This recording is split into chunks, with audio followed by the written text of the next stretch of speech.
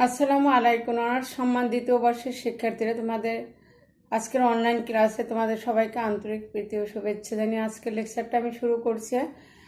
তোমাদের আজকে আমি নতুন একটা পেপার, যেটা international principles of international trade and finance, আন্তর্জাতিক বাণিজ্য অর্থায়নের মূলনীতি, তোমাদের নতুন এই পেপারটা সম্পর্কে তোমাদেরকে ক্লাস হয়নি, কিন্তু এই পেপারটা তোমাদের সিলেবাসে অন্তর্ভুক্ত আছে। তোমাদের সেকেন্ড ইয়ার স্টুডেন্টরা যারা শুনছো তোমরা, তোমাদের যেটা ইন্টারন্যাশনাল ট্রেড অ্যান্ড ফাইন্যান্স, যেটা আন্তর্জাতিক বাণিজ্য অর্থায়নের মূলনীতি, এই পেপারটা তোমাদেরকে নতুন একটা পেপার ঢাকা বিশ্ববিদ্যালয়ের নতুন ইনক্লুডিং হয়েছে, তোমাদের এই পেপারটা পড়তে হবে। এই পেপারটা অনুযায়ী তোমাদেরকে যে জিনিসগুলো আছে, পেপারটা একটু নতুন, সেই হিসাবে তোমাদেরকে, তারপরেও আমি যতটা পারি লেকচার দিয়ে তোমাদেরকে অনলাইনে, আর ক্লাস শুরু হলে তো সামনে ক্লাস করার সুযোগ পাবে অনেক। তো আমি ফারজানা জেসমিন, সহযোগী অধ্যাপক, রাষ্ট্রবিজ্ঞান বিভাগ, ঢাকা কলেজ। তোমরা যারা আমাদের ঢাকা কলেজের শিক্ষার্থী এবং অন্যান্য কলেজের যারা অনলাইনে ক্লাস শুনছো, তোমাদের আজকে যেটা প্রথমে ইন্টারন্যাশনাল ট্রেড, যেটা আন্তর্জাতিক বাণিজ্য, এর যেটা আছে যে basis concept of international trade, যেটা প্রি কনসেপ্ট যেটা আমরা বলতে পারি, সেই চ্যাপ্টার মধ্যে আমরা ইন্টারন্যাশনাল ট্রেড, আন্তর্জাতিক বাণিজ্য কি, basis for international trade and determinants, এটা আন্তর্জাতিক বাণিজ্যের ভিত্তি বা নির্ধারকগুলো, কম্পোনেন্টস যাকে বলতে পারো তোমরা। এরপর অভ্যন্তরীণ বাণিজ্য বা আঞ্চলিক বাণিজ্য, ডোমেস্টিক এবং ইন্টারন্যাশনাল ট্রেড। আভ্যন্তরীণ আঞ্চলিক বাণিজ্য এবং আন্তর্জাতিক বাণিজ্যের মধ্যে ডিফারেন্স আর কি, differences between domestic and international trade and international trade, অথবা আন্তর্জাতিক বাণিজ্য তত্ত্বের প্রয়োজনটা আমাদের কেন পড়ে। এরপর যেটা আসবে সেটা হলো যে international importance of international trade. তো আজকে মোটামুটি আমি এই টপিকসগুলো, এরপর যদি হাতে সময় থাকে তোমাদের আরও কিছু নতুন জিনিস সম্পর্কে আমরা বলবো। আজকে এই টপিকগুলো তোমরা একটু মেমোরিতে রাখো এবং সবাই আশা করি ক্লাসের সঙ্গে থাকবে তোমরা। তো আমরা যেটা দেখলাম যে এই পেপারটা যদিও আমাদের নতুন একটা পেপার, তারপরে পেপারটা রিসেন্ট একটা টপিক এগুলো, এবং এটা তোমাদের পড়তে ভালো লাগবে আসলে। সেটা হলো আন্তর্জাতিক বাণিজ্যটা, যেটা ইন্টারন্যাশনাল বাণিজ্য বলতে বা যেটা আমরা বলি, এটা দুইজন বা দুই বা ততোধিক ব্যক্তির মধ্যে কি হবে, পণ্য সামগ্রী ও সেবার ক্রয় বিক্রয়কে বোঝায়। বাণিজ্যের মূল উদ্দেশ্যই কি, আমি একটা জিনিস বাণিজ্য করব, তার মানে আমি একা না, এটার সঙ্গে তো আরও কিছু সাবঅর্ডিনেট জিনিস আছে। এবং এই যে বাণিজ্যটা বা ব্যবসাটা আমি শুরু করব, তার মেইন তো একটি থাকবে যে আমি কিছু জিনিস ইনভেস্ট করব এবং করার পর বিনিময়ে আমি কিছু প্রফিট বা মুনাফা অর্জন করব, সেবাটা আমি দেব মানুষকে। এটাই আসলে বাণিজ্য। যেমন বাণিজ্যের মূল উদ্দেশ্যই ছিল প্রফিট বা মুনাফা অর্জন করা। মুনাফার লক্ষ্যে পণ্য সামগ্রী ক্রয় বিক্রয়কে বাণিজ্য বলে।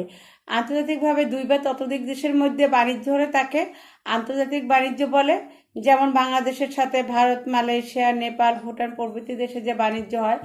আবার বাংলাদেশের এরও বিদেশের সাথে যে বাণিজ্য গেলে অনেক সময় আমরা বৈদেশিক বাণিজ্যও বলতে পারি। আন্তর্জাতিক বাণিজ্যের ক্ষেত্রে বিদেশে পণ্য সেবা বিক্রয়কে আমরা রপ্তানি বলা হয়, আবার বিদেশ থেকে পণ্য সেবা ক্রয় করাকে আমরা কি বলি, আমদানি বলি। কাজেই বিশ্বের অপরাপর দেশের সাথে আমদানি রপ্তানি কার্যক্রমকে বৈদেশিক বাণিজ্য বলা হয়। বিশ্বের কোনো দেশে সকল পণ্য ও সেবা উৎপাদনে স্বয়ংসম্পূর্ণ নয়, এই অবস্থায় প্রয়োজনীয় চাহিদা মেটাতে বিদেশ থেকে পণ্য আমদানি করতে হয়।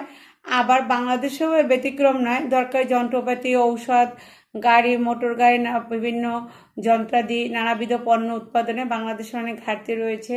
আর জনগণ রাষ্ট্রের প্রয়োজনে এসব পণ্য বিদেশ থেকে অনেক সময় আমাদেরকে আমদানি করতে হয়। আবার সকল দেশই তার প্রয়োজনের অধিক এক বা একাধিক পণ্য উৎপাদন করতে পারে বা উৎপাদন করার ক্ষমতা রাখে, আবার অনেক সময় ক্ষমতা নাও রাখতে পারে। যেমন বাংলাদেশ তার প্রয়োজনে অধিক পাট, চা, গার্মেন্টস সামগ্রী সহ অনেক পণ্য উৎপাদন করতে পারে। বাংলাদেশ এসব পণ্য বিদেশে রপ্তানি করে তাদের আয় বাড়াতে পারে। কাজে মানে একটা দেশ তার উৎপাদনে সক্ষম হতে পারে, আবার অক্ষম হতে পারে। অক্ষম হলে আবার যে জিনিসগুলো তাকে আমদানি করতে হয়, যে জিনিসটা সে সক্ষম আছে সেটা আবার বিদেশে রপ্তানি করতে হয়। তা কাজেই নিজ দেশের চাহিদা মিটিয়ে বাড়তি পণ্য রপ্তানি করতে পারে। এরূপ আমদানি রপ্তানি বাণিজ্যের সাথে সকল কার্যক্রমকে বৈদেশিক বাণিজ্য বলতে পারি আমরা এটা। এবার আসো তাহলে, যেটা আন্তর্জাতিক বাণিজ্যের ভিত্তি বা নির্ধারকগুলো কি কি থাকবে আন্তর্জাতিক বাণিজ্যের, যেটা আছে সেটা হলো যে যেটা আগেই আমরা বলছি যে বাণিজ্যটা কি বলছে, ধীরে ধীরে বাণিজ্যের পরিধি মানব সভ্যতার পরস্পর বিনিময় তথা লেনদেনের প্রয়োজন অনুভবের সাথে সাথেই তার আন্তর্জাতিক বাণিজ্যের একটা যে স্কোপ পরিধি এটা বাড়তে থাকে। যে সকল পণ্য বিষয়ের উপর আন্তর্জাতিক বাণিজ্য পরিচালিত হয় সেগুলোকে আন্তর্জাতিক বাণিজ্যের ভিত্তি বা নির্ধারক বলা হয়। যেমন ভৌগোলিক অবস্থান ও সম্পদের প্রাচুর্য, এর যে ভিত্তিগুলো সেগুলোর মধ্যে ছিল ভৌগোলিক অবস্থানের কারণে পৃথিবীর এক এক দেশ এক এক ধরনের সম্পদশালী। যে দেশে যেই সম্পদ প্রচুর পরিমাণে রয়েছে সেই দেশ সেই সম্পদ দ্বারা অনেক বেশি পণ্য উৎপাদন করে। উক্ত পণ্য তার নিজের দেশের জনগণের চাহিদা মিটিয়ে বাকিটা কি করে অন্য দেশের কাছে বিক্রয় করে, বিনিময়ে অন্যান্য দেশ থেকে প্রয়োজনীয় দ্রব্য সামগ্রী সংগ্রহ করে। এভাবে ভৌগোলিক অবস্থান ও সম্পদের সহজলভ্যতার ভিত্তিতে আন্তর্জাতিক বাণিজ্য গড়ে ওঠে। এর পাশে দক্ষতা, পৃথিবীর সকল দেশ সব দ্রব্য সামগ্রীর উৎপাদনে সমানভাবে পারদর্শী ও দক্ষ নয়। এক এক দেশ কোনো বিশেষ পণ্য উৎপাদনে পারদর্শী ও দক্ষ হয়ে থাকে। একটি দেশ যে দ্রব্য উৎপাদন দক্ষ হয় সেই দেশ সেই পণ্য সস্তায় উৎপাদনে বিক্রি করে, অর্থাৎ সেই দেশটি উক্ত পণ্য অন্যান্য দেশকে সস্তায় সরবরাহ করতে পারে। আর যে সকল দ্রব্য উৎপাদনে দেশটি পারদর্শী ও দক্ষ নয় সেগুলো উৎপাদন না করে অন্যান্য দেশ থেকেও সংগ্রহ করতে পারে। এভাবে উৎপাদন দক্ষতার ভিত্তিতে আন্তর্জাতিক বাণিজ্য পরিচালিত হয়। এরপর যেটা আছে সেটা হচ্ছে শ্রমের দক্ষতা ও শ্রম বিভাগ। মানব সভ্যতার বিকাশের সাথে শ্রমের দক্ষতাও বৃদ্ধি পাচ্ছে। অন্যদিকে শ্রম বিভাগের মাধ্যমে বৃহদায়তন শিল্পের উৎপাদন দক্ষতা বৃদ্ধি পাচ্ছে। এরূপ দক্ষতা প্রতিযোগিতামূলক পরিবেশ সৃষ্টি করছে যা আন্তর্জাতিক বাণিজ্যের ভিত্তি হিসাবে কাজ করে। তারপর জীবনযাত্রার মান বৃদ্ধি। আন্তর্জাতিক বাণিজ্যের মাধ্যমে আন্তর্জাতিক বিশেষীকরণ ঘটে। আন্তর্জাতিক বিশেষীকরণের ফলে জনগণের জীবনযাত্রার মান বৃদ্ধি পায়। এতে করে পারস্পরিক চাহিদা সৃষ্টি হয় যা আন্তর্জাতিক বাণিজ্যের ভিত্তি হিসাবে কাজ করে। তারপর আসে উদ্ভিদ সম্পদের ব্যবহার। পৃথিবীর অনেক দেশই প্রয়োজনের অতিরিক্ত সম্পদ বা উদ্ভিদ সম্পদ রয়েছে। সেই দেশগুলো যদি উদ্ভিদ সম্পদের যথাযথ ব্যবহার করে অতিরিক্ত পণ্য উৎপাদন করতে পারে তাহলে সেই উৎপাদিত পণ্য সামগ্রী অন্যান্য দেশে সরবরাহ করা যায়। এভাবে উদ্ভিদ সম্পদের ব্যবহারও আন্তর্জাতিক বাণিজ্যের ভিত্তি হিসেবে কাজ করে। তারপর আসে প্রযুক্তির উন্নয়ন। প্রযুক্তির উন্নতির কারণে মানুষ খুব সহজেই ঘরে বসে জানতে পারে বিশ্বের অন্যান্য দেশের উৎপাদিত পণ্য সেবা সম্পর্কে। প্রযুক্তির কারণে তারা অন্য দেশের উৎপাদিত উন্নত পণ্যের মান ও সেবা পাওয়ার চেষ্টা করে। তা প্রকারান্তে আন্তর্জাতিক বাণিজ্যের গুরুত্ব ও পরিধিকে আরও বাড়িয়ে দেয়। এরপর উৎপাদনের অবাধ গতিশীলতা যেটা আছে সেটা বিভিন্ন দেশের মধ্যে উৎপাদনের বিভিন্ন উপাদান, শ্রমের অবাধ চলাচল এগুলো আছে। উৎপাদনের অবাধ গতিশীলতা না থাকার কারণে বিভিন্ন দেশ পণ্য উৎপাদনের ব্যয়ের মধ্যে পার্থক্য সৃষ্টি হয়। এই ব্যয়ের পার্থক্য আন্তর্জাতিক বাণিজ্যের অন্যতম ভিত্তি হিসাবে কাজ করে। এরপর আসো অভ্যন্তরীণ বাণিজ্য বা আঞ্চলিক বাণিজ্য, যেটা ডোমেস্টিক ইন্টার রিজিওনাল ট্রেড, যেটা অভ্যন্তরীণ বাণিজ্য। একটি দেশের ভৌগোলিক সীমারেখার বিভিন্ন অঞ্চল কিংবা প্রদেশের মধ্যে পণ্য বিনিময় বা লেনদেনকে বলা হয় অভ্যন্তরীণ বাণিজ্য। যেমন বাংলাদেশের অভ্যন্তরে ঢাকা, চট্টগ্রাম, রাজশাহী, সিলেট এবং অন্যান্য শহর ও গ্রামাঞ্চলের মধ্যে যে বাণিজ্য হয় তাকে অভ্যন্তরীণ বাণিজ্য বলে। আবার ভারতের অভ্যন্তরে পশ্চিমবঙ্গ, উড়িষ্যা, মধ্যপ্রদেশ, উত্তরপ্রদেশ, তামিলনাড়ু ইত্যাদি প্রদেশের মধ্যে যে পণ্য বিনিময় বা লেনদেন হয় তাকে অভ্যন্তরীণ, মানে একটা দেশের অভ্যন্তরীণ যেটা সেটাই হলো ডোমেস্টিক ট্রেড বা অভ্যন্তরীণ বাণিজ্য। অভ্যন্তরীণ বাণিজ্যে তেমন কোনো জটিলতা কিংবা বাধা নাই। দেশের অভ্যন্তরে বিভিন্ন অঞ্চলের মধ্যে উৎপাদনের উপকরণসমূহ অবাধে চলাচল করতে পারে। দেশের ভিতরে যখন ক্রয় বিক্রয় চলে তখন দেশটিতে নির্দিষ্ট মুদ্রা সেই বিনিময় কাজে ব্যবহৃত হয়। দেশের সরকার অভ্যন্তরীণ বাণিজ্যের উপর নিয়ন্ত্রণ স্থাপন করতে পারে। একটি দেশের অভ্যন্তরীণ বাণিজ্য ক্ষেত্রে একদেশীয় ব্যাংক ব্যবস্থা কার্যকর। আন্তর্জাতিক বাণিজ্যের তুলনায় অভ্যন্তরীণ বাণিজ্য পরিচালনা করে এটা ডোমেস্টিক, যেটা সেখানে মুদ্রা বিনিময় সেই দেশের মুদ্রায় হয়ে থাকে, এটাই বোঝা যাচ্ছে। এবার আন্তঃআঞ্চলিক বাণিজ্য এবং এর বাণিজ্যের মধ্যে আন্তর্জাতিক বাণিজ্যের মধ্যে পার্থক্যটা কি এবং এটা কেন পৃথক তত্ত্বটা দরকার হয়। Why a separate theory of international ট্রেডের ক্ষেত্রে দেশীয় সীমানার ভিতরে সাধারণত একই দেশের অধিবাসী এবং একটি দেশের বিভিন্ন অঞ্চলের মধ্যে দ্রব্য সেবার বিনিময়কে অভ্যন্তরীণ বা অঞ্চলগত বাণিজ্য বলতে পারি আমরা। অপরদিকে দেশটির সীমানার বাইরে বিভিন্ন দেশ তথা বিভিন্ন দেশের অধিবাসীদের মধ্যে দ্রব্য সেবার বিনিময়কে আন্তর্জাতিক বাণিজ্য বলে। অভ্যন্তরীণ ও আন্তর্জাতিক বাণিজ্যের মূল ভিত্তি আঞ্চলিক শ্রম বিভাগ ও বিশেষীকরণ হলেও উভয়ের মধ্যে অনেকগুলি মৌলিক পার্থক্য রয়েছে। সেটা আমরা পার্থক্যগুলো আমরা কি এখন দেখি যে ডোমেস্টিক এবং ইন্টারন্যাশনাল ট্রেডের মধ্যে পার্থক্যটা আসলে কি। বাণিজ্যের ক্ষেত্রে আভ্যন্তরীণ বাণিজ্য একটা দেশের মধ্যে একই বিভিন্ন অঞ্চলের মধ্যে সংগঠিত হয়, আর আন্তর্জাতিক বাণিজ্যটা বিভিন্ন দেশের অন্যান্য দেশের মধ্যে সংগঠিত হয়। অভ্যন্তরীণ বাণিজ্যের তুলনায় আন্তর্জাতিক বাণিজ্যের ক্ষেত্রটা অনেক বেশি বিস্তৃত। এটা তো বুঝতেই পারছে, দেশের মধ্যে একটা বিভিন্ন জেলার মধ্যে বা বিভাগের মধ্যে যেটা, আর আন্তর্জাতিক ক্ষেত্রে হলো যেটা অন্য দেশের সঙ্গে, তাহলে এটার পরিধি বা এটা বেশি। এরপর উপাদানের গতিশীলতার পার্থক্য। অভ্যন্তরীণ বাণিজ্যের ক্ষেত্রে উৎপাদনের উপাদানসমূহ বিভিন্ন অঞ্চলের মধ্যে অবাধে চলাচল করতে পারে, কিন্তু আন্তর্জাতিক বাণিজ্যের ক্ষেত্রে উৎপাদনের উপাদানসমূহ বিভিন্ন দেশের মধ্যে অবাধে চলাচল করতে পারে না। বিভিন্ন দেশের মধ্যে ভৌগোলিক দূরত্ব, ভাষাগত পার্থক্য, সামাজিক রীতিনীতির পার্থক্য, যাতায়াত খরচ এবং সর্বোপরি সরকারি বিধিনিষেধের কারণে উৎপাদনের উপাদানসমূহ, যেমন একটা দেশে পণ্য সামগ্রী পাঠানোর ক্ষেত্রে যে ট্যাক্স, ট্রেফ, এই জিনিসগুলো আরোপ করা হয় বা এটা পাঠানো হয়, এই ব্যবস্থাটা হয়, কিন্তু ডোমেস্টিক ট্রেডের ক্ষেত্রে এগুলো দরকার হয় না। প্রাকৃতিক সম্পদের পার্থক্য। একটি দেশের অভ্যন্তরে প্রাকৃতিক সম্পদের তেমন বৈশিষ্ট্যগত পার্থক্য নয়। বিভিন্ন দেশের মধ্যে প্রাকৃতিক সম্পদের বৈশিষ্ট্যগত পার্থক্য বিদ্যমান। কোনো দেশ কৃষিতে, কোনো দেশ শিল্পে, আবার কোনো দেশ খনিজে সমৃদ্ধ। প্রাকৃতিক সম্পদের পার্থক্যের কারণে বিভিন্ন দেশের মধ্যে উৎপাদন ক্ষেত্রে বিশেষীকরণ নীতি অধিকতর প্রযোজ্য। এরপর আছে মুদ্রা ও ব্যাংক ব্যবস্থার পার্থক্য।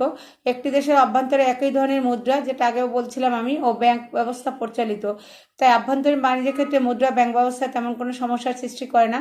কিন্তু বিভিন্ন দেশের মধ্যে মুদ্রা ও ব্যাংক ব্যবস্থার পার্থক্য রয়েছে। অভ্যন্তরীণ বাণিজ্যের ক্ষেত্রে এক দেশের মুদ্রা অন্য দেশের মুদ্রায় রূপান্তর করতে হয়। অভ্যন্তরীণ বাণিজ্যের ক্ষেত্রে বৈদেশিক বিনিময়ের প্রয়োজন হয়। এ কারণে অভ্যন্তরীণ বাণিজ্যের তুলনায় আন্তর্জাতিক বাণিজ্যের প্রক্রিয়াটা অনেক বেশি জটিল। তারপর আসে বাণিজ্য নীতির পার্থক্য, যেটা একটি দেশের অভ্যন্তরে অভিন্ন বাণিজ্য নীতি অনুসরণ করা হয়। ফলে অভ্যন্তরীণ বাণিজ্যের ক্ষেত্রে দ্রব্য সামগ্রীর অবাধ চলাচল ও ক্রয় বিক্রয়ে কোনো সমস্যা দেখা দেয় না, কিন্তু বিভিন্ন দেশ ও বিভিন্ন আন্তর্জাতিক বাণিজ্যের ক্ষেত্রে বিভিন্ন দেশ ও বাণিজ্য নীতি অনুসরণ করার ক্ষেত্রে নতুন নতুন সমস্যার সৃষ্টি হয়। এরপর আছে বাজারের পার্থক্য। একটি দেশের অভ্যন্তরে বিভিন্ন অঞ্চলের মধ্যে মানুষের রুচি, পছন্দ, অভ্যাস প্রভৃতির মধ্যে মৌলিক কোনো পার্থক্য থাকে না, কিন্তু বিভিন্ন দেশের ক্রেতাদের রুচি, অভ্যাস, পছন্দ, সামাজিক রীতিনীতির মধ্যে অনেক সময় ভিন্নতা থাকতে পারে। বিভিন্ন দেশের বাজারের মধ্যেও পার্থক্য বিরাজ করে। এই জন্য অভ্যন্তরীণ বাণিজ্য হতে আন্তর্জাতিক বাণিজ্যের বিষয়টি পৃথকভাবে আলোচনা করা দরকার হয়। আর্থিক নীতির পার্থক্য। বিভিন্ন দেশের আর্থিক নীতি, কর নীতি, শুল্ক নীতি ইত্যাদির মধ্যে পার্থক্য রয়েছে। বিভিন্ন দেশের কেন্দ্রীয় ব্যাংক নিজ দেশের উপযোগী আর্থিক নীতি অনুসরণ করে। আভ্যন্তরীণ বাণিজ্য একই নীতির আওতায় পরিচালিত হয়। আন্তর্জাতিক বাণিজ্য ভিন্ন ভিন্ন আর্থিক নীতির আওতায় পরিচালিত হয়। তারপর আছে উৎপাদন ব্যবস্থার পার্থক্য। বিভিন্ন দেশের উৎপাদন সংগঠন, অর্থনৈতিক ব্যবস্থা এক এক রকম নয়। উৎপাদনের কলা কৌশল, কারখানা, আইন, শ্রম নীতি প্রভৃতির ক্ষেত্রে বিভিন্ন দেশের মধ্যে পার্থক্য দেখা যায়। এর ফলে বিভিন্ন দেশের মধ্যে একই দ্রব্যের উৎপাদন ব্যয়ের মধ্যে পার্থক্য সৃষ্টি হয়। এই জন্য অভ্যন্তরীণ বাণিজ্য ক্ষেত্রে আন্তর্জাতিক বাণিজ্যর ব্যাপারটা পৃথক হয়ে পড়ে। পরিবহন ব্যয়ের পার্থক্য। আভ্যন্তরীণ বাণিজ্যের ক্ষেত্রে পরিবহন ব্যয় অনেকটা উপেক্ষা করা হয়, কারণ একই দেশের ভিন্ন অঞ্চলের মধ্যে ভৌগোলিক দূরত্ব খুব একটা বেশি থাকে না সাধারণত, কিন্তু আন্তর্জাতিক বাণিজ্যের ক্ষেত্রে পরিবহন ব্যয় যথেষ্ট প্রভাব বিস্তার করে। দুই দেশের মধ্যে দূরত্ব যত বেশি হবে, পরিবহন ব্যয়ও তত বেশি হয়। লেনদেনের ভারসাম্য ব্যাপারটা হয়। অভ্যন্তরীণ বাণিজ্যের ক্ষেত্রে লেনদেনের ভারসাম্যের কোনো সমস্যা নেই, কিন্তু আন্তর্জাতিক বাণিজ্যের ক্ষেত্রে লেনদেনের ভারসাম্যের বিষয়টি গুরুত্বপূর্ণ। আন্তর্জাতিক বাণিজ্যের ক্ষেত্রে লেনদেনের ভারসাম্য অনুকূলে রাখার জন্য মুদ্রার অবমূল্যায়ন করা, মুদ্রা সংকোচন, আমদানি নিয়ন্ত্রণ প্রভৃতি ব্যবস্থা গ্রহণ করতে হয়। তারপর প্রত্যেক জাতীয় সরকার। আভ্যন্তরীণ ও আন্তর্জাতিক বাণিজ্যের অন্যতম দিক হলো প্রত্যেক জাতীয় সরকারের অস্তিত্ব। প্রত্যেক দেশই পৃথক পৃথক জাতীয় সরকার রয়েছে। প্রত্যেক দেশের সরকারই আন্তর্জাতিক বাণিজ্যের ক্ষেত্রে পৃথক ও স্বাধীন নীতি অনুসরণ করে। এর ফলে আন্তর্জাতিক বাণিজ্যের ক্ষেত্রে এমন কিছু সমস্যার উদ্ভব হয় যা আভ্যন্তরীণ বাণিজ্যের ক্ষেত্রে থাকে না। এই জন্য আন্তর্জাতিক বাণিজ্যের ক্ষেত্রে পৃথক তত্ত্বের প্রয়োজন হয়। এই যে আমরা পার্থক্যগুলো দেখলাম যে আন্তর্জাতিক বাণিজ্য এবং আঞ্চলিক বাণিজ্যের মধ্যে, এর মধ্যে বাণিজ্যের মূল ভিত্তি বা উদ্দেশ্য এক হলে উভয়ের মধ্যে আমরা অনেক পার্থক্য রয়েছে। উৎপাদনের উপাদান সময়ের গতিশীলতার পার্থক্য, পৃথক মুদ্রা ব্যবস্থা, পৃথক বাজার ব্যবস্থা, অর্থনৈতিক পরিবেশ, বাণিজ্য নীতি, জাতীয় সরকার প্রভৃতি অভ্যন্তরীণ ও আঞ্চলিক বাণিজ্যের মধ্যে পার্থক্য করা যায় এই তত্ত্বের মাধ্যমে। এরপর যেটা আছে ইম্পর্টেন্স অফ ইন্টারন্যাশনাল ট্রেড, যেটা আন্তর্জাতিক বাণিজ্যের গুরুত্বটা কি। এটা একটা তোমাদের ইম্পর্টেন্ট একটা কোশ্চেন যে আন্তর্জাতিক বাণিজ্য কি এবং আন্তর্জাতিক বাণিজ্যের গুরুত্ব বা ইম্পর্টেন্সটা কি। আন্তর্জাতিক বাণিজ্য একটি দেশকে শিল্পায়িত গড়ে তোলা এবং অর্থনৈতিক উন্নয়নকে নানাভাবে প্রভাবিত করে হয়। কিভাবে করে দেখো, বিভিন্নভাবে করে। যেমন বিভিন্ন আমরা বলতে পারি অনুৎপাদিত দ্রব্যভোগ। বাংলাদেশ কোনো দেশ কোনো বিশেষ দ্রব্য উৎপাদন করতে না পারলে আন্তর্জাতিক বাণিজ্যের মাধ্যমে অন্য দেশ থেকে পণ্য আমদানি করতে পারে, যেমন বাংলাদেশে সেলাই মেশিন, রেফ্রিজারেটর ইত্যাদি আমদানি করে আবার পাট, চা, চামড়া ইত্যাদি রপ্তানি করতে পারে বাংলাদেশ। এরপর উৎপাদন বিধি। আন্তর্জাতিক বাণিজ্য পরিচালিত থাকলে একটি দেশ যে দ্রব্য উৎপাদনে দক্ষ শুধুমাত্র সেই দ্রব্য অধিক পরিমাণে উৎপাদন করবে, ফলে সম্পদের উপযুক্ত ব্যবহার সম্ভব হয় এবং বিশ্বের মোট উৎপাদন বৃদ্ধি পায়। তারপর উদ্বৃত্ত পণ্য রপ্তানি। কোনো দেশ তার প্রয়োজনের তুলনায় বেশি দ্রব্য উৎপাদন করে এবং আন্তর্জাতিক বাণিজ্যের মাধ্যমে উদ্বৃত্ত পণ্য বিদেশে রপ্তানি করে আয় বৃদ্ধি করতে পারে। তারপর আছে উৎপাদন ব্যয় হ্রাস। আন্তর্জাতিক বাণিজ্যের ফলে প্রতিটি দেশ উৎপাদন ক্ষেত্রে বিশেষীকরণের সুবিধা ভোগ করে, ফলে উৎপাদন ব্যয় হ্রাস পায় এবং ভোক্তারা সস্তায় সব দ্রব্য ভোগের সুবিধা পায়। তারপর একটা আছে যে ক্রাইসিস টাইমে, যেটা প্রাকৃতিক দুর্যোগের কারণে অনেক সময় খাদ্যশস্যের ব্যাপক ঘাটতি হলে তার যোগান পাওয়া হ্রাস পাওয়ার ক্ষেত্রে দুর্ভিক্ষ দেখা যায়। তখন আন্তর্জাতিক বাণিজ্যের ফলে বিদেশ হতে তা আমদানি করে দুর্ভিক্ষ মোকাবেলা করা যায়। তারপর অর্থনৈতিক উন্নয়নের সহায়তা। আন্তর্জাতিক বাণিজ্যের দরুন উন্নয়নশীল দেশসমূহ বিভিন্ন উন্নত দেশের সাথে প্রয়োজনীয় যন্ত্রপাতি, প্রযুক্তি, মূলধন ইত্যাদি আমদানি করে অর্থনৈতিক উন্নয়নের গতিকে ত্বরান্বিত করতে পারে। দক্ষতা বৃদ্ধি। আন্তর্জাতিক বাণিজ্যের দরুন দ্রব্য সামগ্রী আমদানি রপ্তানির ক্ষেত্রে এক দেশ অন্য দেশের প্রতিযোগিতার সম্মুখীন হতে হয়। প্রতিযোগিতার ফলে উৎপাদকরা নিজেদের দক্ষতা বৃদ্ধির জন্য সচেষ্ট হয়। তারপর জীবনযাত্রার মান উন্নয়ন। আন্তর্জাতিক বাণিজ্যের দরুন একটি দেশ বিভিন্ন দেশ হতে দ্রব্য, আগেই বলছি, ফলে জনগণ কম দামে পণ্য ভোগের সুযোগ পায় এবং তাদের জীবনযাত্রার মান উন্নত হয়। বিশ্ব শান্তি স্থাপনের ক্ষেত্রে আন্তর্জাতিক বাণিজ্যের মাধ্যমে এক দেশের সাথে অন্য দেশে পরিচিত হওয়ার সুযোগ পায়, ফলে বিভিন্ন দেশের মধ্যে শান্তি ও সহযোগিতা, সহমর্মিতার ব্যাপারটা সম্পর্ক গড়ে ওঠে। একচেটিয়া কারবার রোধ। বৈদেশিক বাণিজ্যের দ্বারা দেশের মধ্যে একচেটিয়া কারবারের সম্প্রসারণ রোধ করা যায়। অত্যাবশ্যকীয় পণ্য আমদানি। আন্তর্জাতিক বাণিজ্যের দরুন এক দেশ থেকে অন্য দেশে অত্যাবশ্যক ভোগ্য পণ্য যেমন খাদ্যদ্রব্য, ঔষধপত্র, নিত্য প্রয়োজনীয় পণ্য দ্রব্য আমদানি করতে পারে। সাংস্কৃতিক আদান প্রদান। আন্তর্জাতিক বাণিজ্যের ফলে বিভিন্ন দেশের মধ্যে জ্ঞান, বিজ্ঞান, কৃষ্টি, সংস্কৃতির ভাবধারা ইত্যাদির আদান প্রদান হয়, ফলে জ্ঞান, বিজ্ঞান ও সংস্কৃতির প্রসার ঘটে এবং মানুষের দৃষ্টিভঙ্গির এটাও পরিবর্তন হয় অনেক। পরনির্ভরশীলতা হ্রাস হয়। আন্তর্জাতিক বাণিজ্যের মাধ্যমে রপ্তানি আয় বৃদ্ধি করে দেশকে বিদেশি সাহায্যের উপর নির্ভর করতে হয় না, পরে পরনির্ভরশীলতার ক্রমশ অবসান ঘটে এবং দেশ আত্মনির্ভরশীল হয়ে ওঠে। এই যে জিনিসগুলো আমরা দেখলাম, এটা আন্তর্জাতিক বাণিজ্যের ফলে কি হয়, একটি দেশ অনুৎপাদিত দ্রব্য ভোগের সুযোগ পায়, জনগণ সস্তায় দ্রব্য ভোগ করতে পারে এবং তাদের জীবনযাত্রার মান উন্নত হয় এবং অর্থনৈতিক উন্নয়নের গতি ত্বরান্বিত হয়। উন্নয়নশীল দেশের দ্রুত অর্থনৈতিক উন্নয়নের ক্ষেত্রে সেক্ষেত্রে আন্তর্জাতিক বাণিজ্যের গুরুত্ব বা অনেক বেশি অপরিসীম। এরপর যে জিনিসগুলো তোমরা আছে সেটা হচ্ছে ইন্টারন্যাশনাল ইকোনমিক্সটা কি, আন্তর্জাতিক যেটা আছে আন্তর্জাতিক অর্থনীতি, আন্তর্জাতিক বৈশ্বিক প্রেক্ষাপটে অর্থনৈতিক যে কার্যাবলী সেটাও অনেক যে কার্যাবলী অর্থনীতি যে শাখা আলোচিত হয় তাকে বলা হয় আন্তর্জাতিক অর্থনীতি। আন্তর্জাতিক বৈশ্বিক প্রেক্ষাপটে অর্থনৈতিক কার্যাবলী বলতে বিভিন্ন জাতি ও রাষ্ট্রের মধ্যে অর্থনৈতিক সম্পর্ক ভিত্তিক কার্যক্রমকে বোঝানো হয়। বিভিন্ন জাতিভুক্ত মানুষের মধ্যে দ্রব্য সেবার বিনিময় সংক্রান্ত অর্থনৈতিক কার্যাবলীর ভিত্তি গড়ে ওঠে।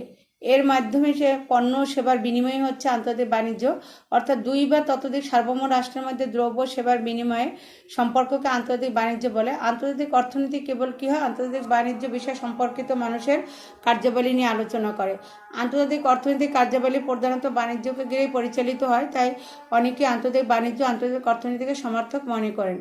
আন্তর্জাতিক অর্থনীতির আওতা বা বিষয়বস্তুটা কি, এর মধ্যে অনেকগুলোর পরিধির মধ্যে পড়ে, যেমন আন্তর্জাতিক অর্থনীতির প্রাথমিক লক্ষ্যই হচ্ছে আন্তর্জাতিক অর্থনৈতিক সম্পর্ক বিশ্লেষণ করা। তারপর আন্তর্জাতিক ক্ষেত্রে দ্রব্য সেবার বিনিময়, আন্তর্জাতিক ক্ষেত্রে উপাদান বিশেষত শ্রম ও মূলধনের চলাচল। আন্তর্জাতিক অর্থনীতির তাত্ত্বিক বিশ্লেষণের দুটি দিক থেকে বিবেচনা করা, যথা বিশুদ্ধ তাত্ত্বিক বিশ্লেষণ এবং আর্থিক বিশ্লেষণ। তারপর আন্তর্জাতিক অর্থনীতির বিশুদ্ধ তাত্ত্বিক বিশ্লেষণে আন্তর্জাতিক বিশেষীকরণ ও বিনিময় পরিচালিত হয় এবং আন্তর্জাতিক ক্ষেত্রে শ্রম ও মূলধনের চলাচল গতি ত্বরান্বিত হয়। আন্তর্জাতিক ক্ষেত্রে উৎপাদনের অবাধ চলাচলের প্রভাব পড়ে। তারপর যেটা আছে সেটা হলো বিশ্লেষণে বৈদেশিক লেনদেনের প্রতিকূলতা দূরীকরণে বিভিন্ন আর্থিক ব্যবস্থা অবলম্বন, বৈদেশিক বিনিময় হার ইত্যাদি সম্পর্কে আলোচিত। আর্থিক তত্ত্ব গতিশীল বিশ্লেষণের পর্যায়ভুক্ত। তাছাড়া বাণিজ্য চক্র, আয় ও নিয়োগ তত্ত্ব ইত্যাদিও আন্তর্জাতিক বাণিজ্যের আর্থিক তত্ত্বের বিশ্লেষণের সাথে সম্পর্কযুক্ত। আন্তর্জাতিক ক্ষেত্রে সম্পর্ক প্রতিষ্ঠা, জনকল্যাণমুখী বাণিজ্য নীতি পরিচালনা ইত্যাদি আন্তর্জাতিক অর্থনীতির আলোচনার অন্তর্ভুক্ত বিষয়। কর্মসংস্থান সৃষ্টি, মূল্যস্তরের স্থিতিশীলতা বজায় রাখা, লেনদেনের ঘাটতি মোকাবিলা এবং অর্থনৈতিক উন্নয়ন ও জনকল্যাণ ইত্যাদি দিক থেকে লক্ষ্য রেখে বাণিজ্য নীতি প্রণয়ন করা বা আন্তর্জাতিক অর্থনীতির অন্যতম লক্ষ্য। আন্তর্জাতিক অর্থনীতির অন্যতম লক্ষ্য হচ্ছে উন্নত উন্নয়নশীল দেশগুলোর মধ্যে যোগাযোগ প্রতিষ্ঠা করা। এর মাধ্যমে উন্নত দেশগুলোর কাছ থেকে উন্নয়নের অভিজ্ঞতা উন্নয়নশীল দেশগুলোতে প্রবাহিত হয়। উন্নত দেশগুলোর অভিজ্ঞতাকে কাজে লাগিয়ে উন্নয়নশীল দেশগুলো তাদের অর্থনৈতিক উন্নয়নে ইতিবাচক পরিবর্তন ঘটাতে সক্ষম হয়। ফলে কি হয়, উন্নত দেশ উন্নয়নশীল দেশের মধ্যে একটা ব্যবধান বা দূরত্ব কমে যায়। আন্তর্জাতিক আর্থিক ও ব্যাংকিং প্রতিষ্ঠান, বাণিজ্যিক ও সহযোগিতামূলক প্রতিষ্ঠান গঠন এবং তাদের কাঠামো কার্যাবলী সম্পর্কে আলোচনা করাও আন্তর্জাতিক অর্থনীতির একটা লক্ষ্য। এরপর যেটা আসো আন্তর্জাতিক অর্থনীতির বিকাশ, যেটা ডেভেলপমেন্ট অফ ইন্টারন্যাশনাল ইকোনমিক্স। আন্তর্জাতিক অর্থনীতি বিভিন্ন ধরনের গবেষণা রয়েছে, এইসব বিষয়ের উপর অনেক মডেল নিবন্ধ পুস্তক প্রকাশিত হয়েছে। আজকে যে অর্থনীতির যে অবস্থানে এসেছে তা একদিনই হয় না, অনেক বিখ্যাত অর্থনীতি এবং আন্তর্জাতিক অর্থনীতির উপর গবেষণা নিবন্ধ পুস্তক প্রকাশ করেছেন। তাদের অক্লান্ত চেষ্টা সাধনার ফলে আন্তর্জাতিক অর্থনীতি বর্তমানে একটা পৃথক শাস্ত্র হিসাবে গড়তে সক্ষম হয়েছে। আন্তর্জাতিক অর্থনীতির যাত্রা শুরু হয় প্রাথমিকভাবে যেটা হচ্ছে মার্চেন্টাইলিজম বা বণিকদের হাত ধরে, বণিকবাদ বলা হয়। বিভিন্ন দেশের মধ্যে আন্তর্জাতিক বাণিজ্য সংগঠিত হলে অর্থনৈতিক সমৃদ্ধি অর্জিত হয়। 16শো শতাব্দীর শুরুতে বণিকবাদের যাত্রা শুরু হলে অষ্টাদশ শতাব্দীর প্রথমাংশ পর্যন্ত বণিকবাদের প্রাধান্য দেওয়া এবং উৎপাদিত পণ্য রপ্তানি বৃদ্ধির মাধ্যমে অনুকূল ভারসাম্য সৃষ্টি এবং স্বর্ণের প্রবাহ নিশ্চিত করা যায়। তাই বণিকবাদে রপ্তানি বাণিজ্য তথা রপ্তানি বৃদ্ধিতে প্রাধান্য দেওয়া হলে সে বাণিজ্য অবাধ ও উন্মুক্ত ছিল না, বরং বণিকবাদী অর্থনীতিবান নিয়ন্ত্রিত সংরক্ষিত বাণিজ্যের পক্ষে মতামত প্রকাশিত হয়। পরবর্তীতে বণিকবাদের সমালোচিত আবির্ভূত হন অ্যাডাম স্মিথ। তার বিখ্যাত গ্রন্থ inquiry into the nature and causes of the wealth and nations প্রকাশিত হয় 1976 সালে। অ্যাডাম স্মিথ ব্যক্তি স্বাতন্ত্র্যবাদের নীতিতে বিশ্বাসী ছিলেন। তার মতো অর্থনৈতিক কার্যক্রম স্বাধীন ও অবাধভাবে পরিচালিত হয়। এই ধারণার ভিত্তিতে অ্যাডাম স্মিথ আন্তর্জাতিক বাণিজ্যের উপর তার বক্তব্য প্রদান করেন। অ্যাডাম স্মিথ মুক্ত বাণিজ্যে বিশ্বাসী ছিলেন। অ্যাডাম স্মিথের অনুসারী ছিলেন ডেভিড রিকার্ডো এবং জন স্টুয়ার্ট মিল। স্মিথ রিকার্ডো এর বক্তব্যের সামগ্রিক রূপায়ণ হলো আন্তর্জাতিক বাণিজ্যের ক্লাসিক্যাল তত্ত্ব, classical theory of international trade. Ricardo এবং অ্যাডাম স্মিথ মিলে যেটা করেছেন, ক্লাসিক্যাল বাণিজ্য তত্ত্বের প্রসারিত ব্যাখ্যা এবং শৃঙ্খলা বজায় রাখতে পরবর্তীতে মার্শাল, ক্যান্সক্রোজ, টাউজিক প্রমুখ অর্থনীতিবিদ ভূমিকা রাখেন। প্রথম বিশ্বযুদ্ধ তার পরবর্তী বাণিজ্যের তত্ত্বগত প্রকৃতি সম্প্রসারিত পরিবর্তিত হন। ক্লাসিক্যাল তত্ত্বের সংস্কার সাধনের ফলে বাণিজ্যে একচেটিয়া কারবার ও আন্তর্জাতিক কার্টেলের উদ্ভব হয়। জনগণের স্থানান্তর, যুদ্ধতার মুদ্রাস্ফীতি, স্বর্ণমানের বিলুপ্তি, 30 দশকের মহামন্দা, লেনদেনের হিসাবে ক্রমাগত ভারসাম্যহীনতা, নতুন নতুন ধারণা আবির্ভূত হয়। সকল নতুন নতুন সংকট মোকাবিলা করার জন্য পরবর্তীতে বিনিময় নিয়ন্ত্রণ শুল্ক, কোটা আরোপ, শুল্ক ইউনিয়ন পাঠান সহ বিভিন্ন রকম ব্যবস্থার প্রবর্তন শুরু হয়। এই সকল পরিবর্তনের ভিতর দিয়ে আন্তর্জাতিক বাণিজ্য বিকাশ লাভ করে। আন্তর্জাতিক বাণিজ্য অর্থনীতির উপর অর্থনীতিবিদ ফ্রাঙ্ক গ্রাহাম, জ্যাকব ভাইনার, হেবারলার প্রমুখ গবেষণামূলক তারা অর্থনীতিবিদগণ গবেষণামূলক বক্তব্য প্রদান করে। তারপর ধীরে ধীরে অর্থনীতিবিদ কিন্ডেল, বার্জার, এলসওয়ার্থ, হেলার, ম্যান্ডেল প্রমুখগণ তাদের তত্ত্ব ও নিবন্ধনে আন্তর্জাতিক বাণিজ্যের অর্থনীতির চত্বরে প্রবেশ করেন। অর্থনীতিবিদ নাক্স, ভাইনার, হিক্স এরা এই দরিদ্র দেশগুলোর প্রকৃতি আন্তর্জাতিক অর্থনীতিকে বিশ্লেষণ করে। অন্যদিকে অর্থনীতিবিদ হিক্স, হ্যানসেন এরা এইসব অর্থনীতিবিদগণ খরচতত্ত্ব উন্নত অনুন্নত দেশের বাণিজ্য সম্পর্কিত বিশ্লেষণকে সমৃদ্ধ করেন।